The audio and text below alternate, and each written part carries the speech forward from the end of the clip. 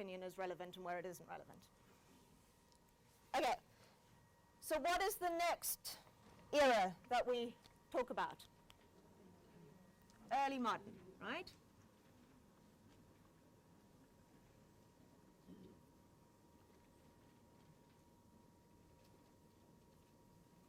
And as I said earlier, we're trying to answer these big questions, and everybody has different answers to these big questions because their society is different, okay? Depending on how your society has changed will influence how you answer these type of questions. And what has happened by the early modern era, okay? We were talking about Aquinas, and in Western Europe, pretty much everybody in Western Europe was Christian, okay? And then this guy called Copernicus, and I'm just using one example. There are lots more things that happened, and I'm just using the one example. Copernicus comes along, he's a scientist, right? And Copernicus proves that the Earth revolves around the sun. Prior to this, everybody believed that the sun revolved around the Earth because man was the center of God's universe, right? But Copernicus comes along and he's got proof that the sun revolves around the Earth. And this devastates people, right? Because everything that they have believed, the way they have structured their societies, the laws that they followed, have been based on this conception of the metaphysical, right? How do you structure your society if that might be wrong? Okay? Can you see that the foundation has been taken away for people, right? So how do we structure society? How do we decide what law is if we can't rely on a metaphysical assumption? What do? Okay, you turn to science, right? But what else do we do? Okay? Let's say that we are going to decide what the rules are for this lecture hall, okay? And I say that you can't eat in this classroom. Does everybody agree that we can't eat in this classroom? Okay, who says no? Okay, who says yes, that we should be allowed to eat in this classroom? Okay, some people are saying yes. Okay, how are we going to resolve this conflict? We're going to reach an agreement, right? We come together, we talk about things, and we decide for ourselves what the rules are in this classroom. Okay, so in the early modern era, we get these two guys. Their names are Hobbes and Locke, right? And Hobbes and Locke come up with this idea of the social contract. Okay, and they start with imaginary positions, okay? But they are different for Hobbes and for Locke. What is Hobbes's imaginary state of nature?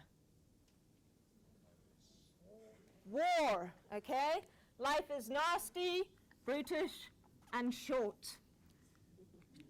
Okay? What is Locke's state of nature? Harmony, it's a state of peace. Okay? So what Hobbes is saying is that if we didn't have any laws, if we didn't have any rules or any kind of social structure, we would all be out killing each other. Okay?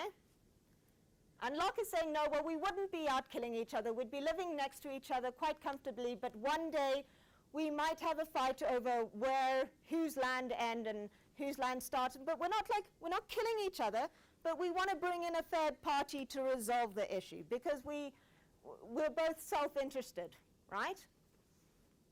And with Hobbes, because we're all killing each other, we want to bring in a third party so that we stop killing each other. Okay? So we form a social contract where we hand over power to a third party, or because they live in Europe, right? We hand over power to a sovereign. I don't know if I'm spelling that right. I think I've got that wrong way around, but anyway. Okay? Is everybody with me? Okay. But with Hobbes, because we're in a state of war and everybody's killing each other, he says you hand over all your self-governing power. You hand over all your rights. Okay? Which means that the sovereign has the right to kill you if he wants. Okay? The sovereign has the right to take all your money and all your property. And if he takes all your property, what can you do about it? Nothing, because you've handed over all your rights. Okay? You no longer have the right to revolt. Okay? But with Locke, because we're not killing each other, Locke says, well, there are some things that are inalienable. Okay? There are some rights which are inalienable. You cannot hand over the right to life. You can't take that away from a human being. You cannot hand over a human being's dignity. Okay? So let's say that the sovereign goes out and kills somebody. Do you have the right to revolt? Yes, because you do not hand over that right. Okay, so these are two examples of the way that people get together and they decide what laws they are going to follow without having to resort to a metaphysical entity. Okay? Do we understand? Is everybody with me? Okay. Right. Now, from this conception of the social contract, that we agree what laws we are going to follow and which rules should be rules and what should be illegal and what shouldn't be illegal and what is right and what is wrong, right? We get this idea called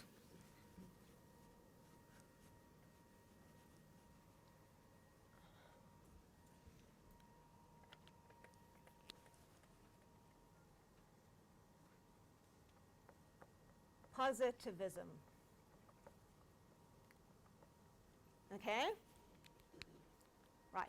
Positivism is really a theory of adjudication. How do judges decide cases? Okay? And what does positivism say? That the law is as it is. Okay? That the law that we decided on, that we wrote down, that's it. So if you want to decide a case, you go to the law as it is. Okay? And the law as it is has three characteristics. What are those characteristics?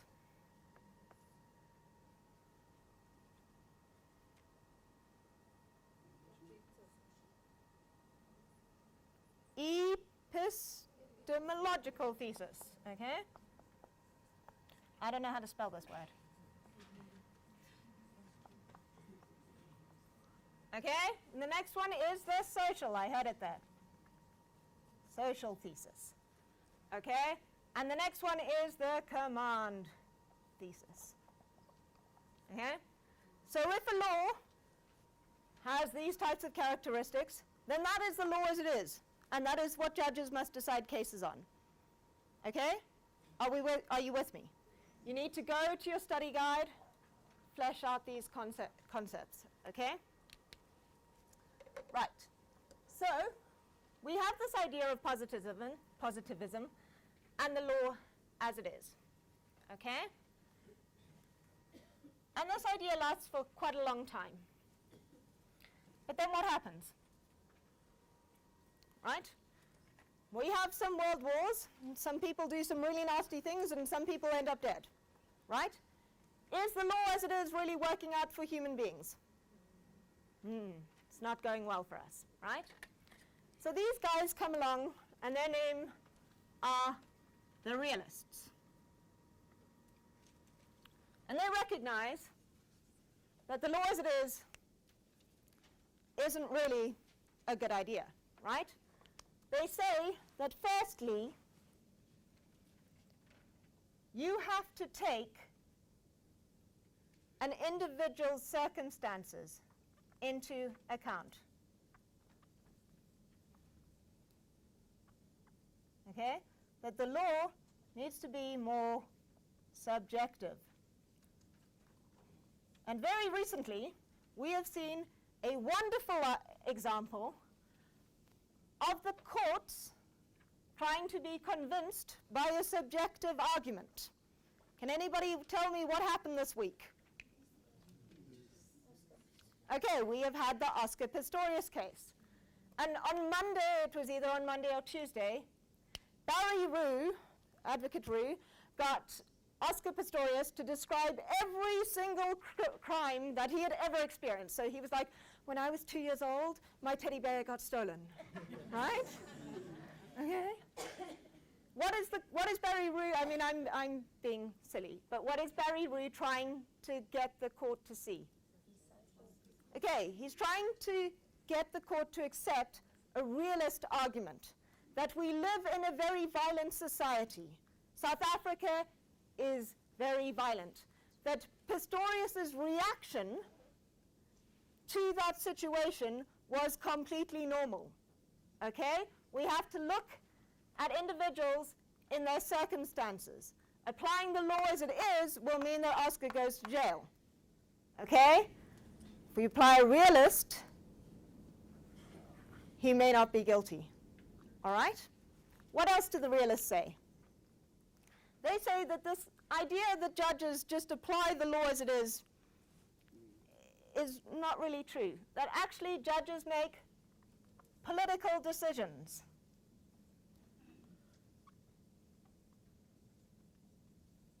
Okay? That you have to consider the political circumstances in a court case. All right? I'm going to discuss this because this topic comes up again later with CLS at the end. Okay? CLS borrows from the realists. So that's what the realists say. They say, this idea of positivism isn't working for everybody. When we decide cases, we have to take individual circumstances into account, and you have to be aware that judges make political decisions as well. All right. Okay? So that is the early modern era. Okay?